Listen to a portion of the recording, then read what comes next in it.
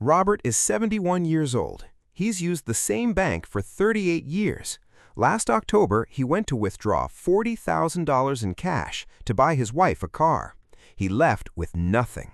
His account was frozen for 72 hours, and a suspicious activity report was filed against him with the federal government. That report stays in a database for 5 years, tracking every transaction he and his wife make. Robert did nothing wrong. He just wanted to buy a car. But the $10,000 bank rule has changed, and what happened to him is happening to thousands of retirees, quietly, with no warning. I'm going to show you exactly what changed, why it's targeting seniors, and 5 things you can do this week to protect yourself. To understand this, you need to know one number, $10,000. That number was put into the Bank Secrecy Act in 1970, not 2020, 1970. Gas was 36 cents a gallon. A new home was $23,000. $10,000 in cash could buy you 2 brand new Cadillacs. It was more than most people made in an entire year. Here's what should make you genuinely angry. $10,000 in 1970, adjusted for inflation, is equivalent to about $81,000 today. If Congress had just indexed this threshold the way they index Social Security, you could pull out $80,000 without a single flag. Instead, the number has been frozen in amber for over 50 years. Meanwhile, a retiree's normal transactions, a kitchen remodel, a used car, a gift for a grandchild, have all grown. They all now routinely cross $10,000. So in 1970, this rule caught drug traffickers. In 2026, it catches your grandmother buying a Buick. That's the baseline. Now, let me show you the 5 specific ways the rules around that frozen number have gotten dramatically more punishing. First, the 72-hour senior freeze. In 2024, new guidance gave banks the authority to delay withdrawals from senior accounts for up to 72 hours. The trigger isn't fraud. It's any withdrawal that breaks your historical pattern. If you usually take out $300 a week and suddenly ask for $10,000, software flags you. It doesn't know why, and it doesn't care. Over 37 states now give banks legal immunity when they delay these transactions. That immunity is the key. A bank pays no price for delaying your withdrawal by mistake, but they can get sued for releasing money to an actual fraudster. The incentive is completely one-sided. Freeze first, apologize later. And here's the kicker. They don't even have to tell you what's happening. They can say it's a processing issue, while you have no legal right to your own money. Second, the structuring trap. Under federal law, it's a felony to break up your transactions to stay under $10,000.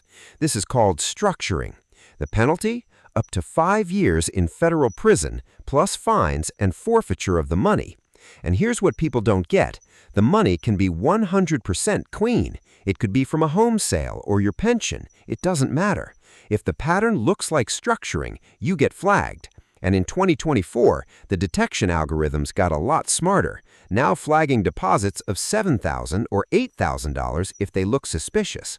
The Institute for Justice has documented dozens of Americans who had their accounts seized, even though they were never charged with a crime. A family grocery store lost $446,000. A dairy farmer had their entire account seized, all through civil forfeiture, which doesn't require a criminal conviction. You have to prove your innocence. Third, Venmo, Zelle, and Cash App are now in the same pipeline. That clean line between your bank and your payment apps, it's gone.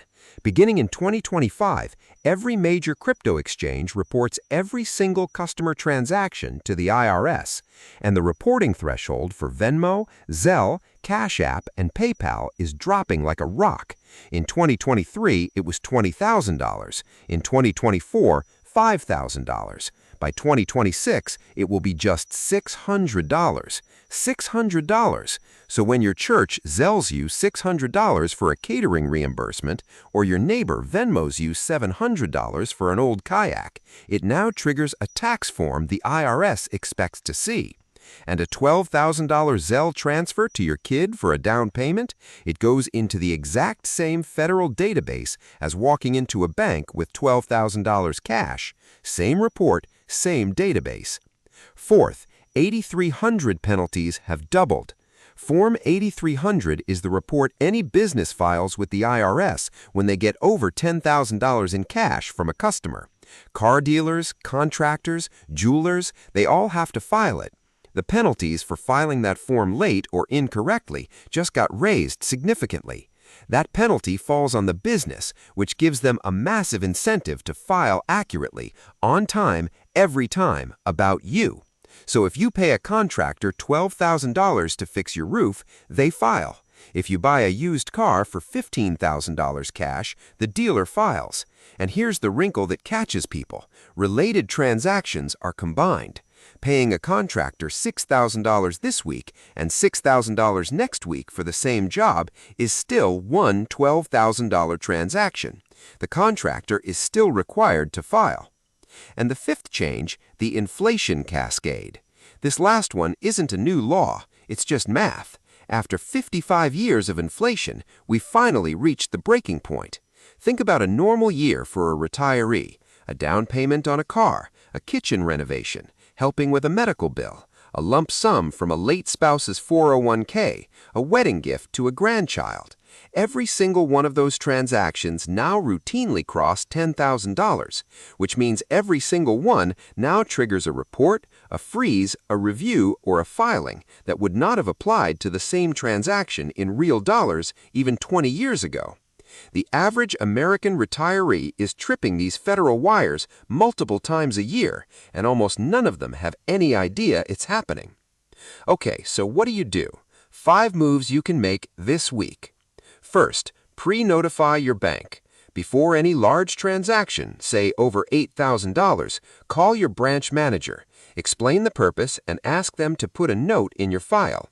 This simple step can prevent the 72-hour freeze.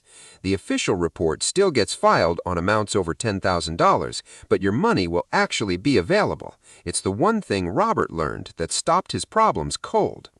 Second, stop accidentally structuring. If you need to move $12,000, do it in one single transaction. Don't break it into 2 $6,000 payments thinking you're being clever. That's the exact pattern the algorithms are built to catch, and it can be treated as a federal crime. The government can take your money through civil forfeiture and force you to prove your innocence. Don't risk it. Third, use wire transfers, not cash, for big purchases. The reporting rules were designed for physical cash. Wire transfers use a different system with far fewer false alarms. Buying a car for $50,000? Ask to wire the money. The dealer will probably thank you. Fourth, separate your digital accounts. Use one Venmo or Zelle for personal stuff with family. Open a second one for any side income, like selling crafts. This will keep you from accidentally crossing the new $600 tax reporting threshold with a mix of personal and business money, saving you a huge headache with the IRS. Fifth, build a documentation habit. For any transaction over $5,000, keep a simple record: date, amount, source, and purpose. A notebook works. If you're ever questioned, this record is your defense. Without it, you're just asking a federal agent to take your word for it.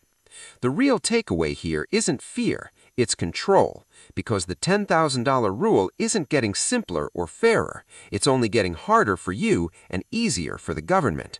The retiree who does nothing, who doesn't call the bank or understand these new rules, is the one who will get their account frozen at the worst possible time. This is already happening to thousands of seniors every year, quietly, no headlines, just account by account, family by family.